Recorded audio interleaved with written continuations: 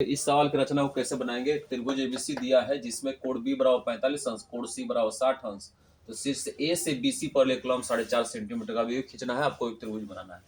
इसके लिए सबसे पहले क्या करेंगे, जो शीर्षलंब दिया है 4.5 का ए से बीसी पर जो शीर्षलंब 4.5 खींचना है, उसके लिए पहले एक रेखाखंड खींचिएगा। रेखाखंड का नाम जो है वो अन्य नामों से होना चाहिए। शीर्ष ए होगा लेकिन उसका अगला सिरा चेंज कर दीजिएगा। मान लीजिए पहले हमने एडी खींचा है एक रेखाखंड, कितना सेंटीमीटर खींचा है, 4.5 सेंटीमीटर का। इस प्रकार तो पहले जो लंब देगा वो 4.5 खींच लीजिए पहले आप अलग से रेखाखंड के रूप में। तो एडी रेखाखंड कितना खींचेंगे, 4.5 सेंटीमीटर का। अब देखेंगे कि शीर्ष ए से दो तरह के कोण खींचने हैं।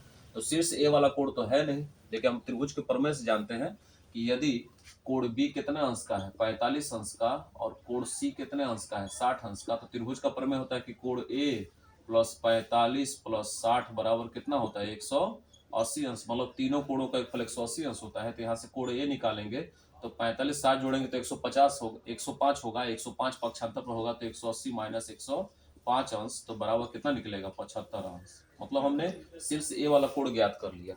चूंकि दो कोण बी और सी दिया है लेकिन ए वाला कोण हमारे पास नहीं है, और ए से आपको लंब भी खींचना 4.5 का। तो 4.5 का रेखाखंड खींच लिए। अब ए पर 75 अंश का कोण होना चाहिए। अब ऊपर की ओर क्या करेंगे, नीचे की ओर ऐसे दो कोणों में विभाजित करेंगे जिसका योग कितना आता हो, 75 आता हो। तो 75 आने के लिए देखेंगे कि यदि सवाल में यदि 60 है तो 10 तो कोण बनेगा नहीं, इसलिए 45 का ले जोड़ा लेंगे कि 45 का कोण यदि ए पर नीचे की ओर बना दे तो ऊपर की ओर कितना बनेगा, 30 अंश का कोण। 45 30 का योगफल कितना होता है, 75 अंश होता है। तो चांद की सहायता से, चांद को रखेंगे ऐसे, चांद की सहायता से ऊपर की ओर कितने अंश कोण बनाएंगे, 30 अंश का कोण। या मान लेंगे कौन सी किरण प्राप्त होती है, ए अक्ष। और नीचे की ओर कितना कोण बनाएंगे, 45 का कोण। ऐसे ये मान लेंगे ए वाई प्राप्त होगा। नीचे पर 45 और ऊपर पर 30 अंश का कोण बनाएंगे चांद की सहायता से। शीर्ष ए पर केंद्र रखेंगे चांद का, और ऊपर 30 नीचे 45 का बना लेंगे। अब दोनों का योग 75 आ ही रहा है।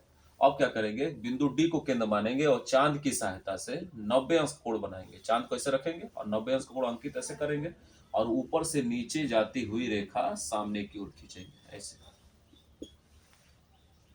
ठीक है, ये मान लेंगे किस बिंदु पर कट रहा है, ये बिंदु कटेगा ये सी पर, और ये बिंदु बी पर कटेगा। जब डी पर 90 अंश का कोण बनाओगे, 90 अंश का कोण, ऊपर से नीचे तक 90 अंश का कोण, जब रेखा खींचोगे ना तो किस बिंदु कटेगा, सी और बी पर। अब आपकी रचना सही है गलत है तो कॉपी को सीधा कीजिएगा और यहाँ पर नापिएगा कि ये कितने अंश कोण बन रहा है, ये वाला। तो ये क्या बनेगा, 45 अंश का कोण, और ये बनेगा कितने अंश का कोण, 30 अंश का कोण। अगर 45 यह बन रहा है और 30 यह बन रहा है तो आपकी रचना बिल्कुल सही है। अब इस तरह रचना को हम पूर्ण कर लेंगे।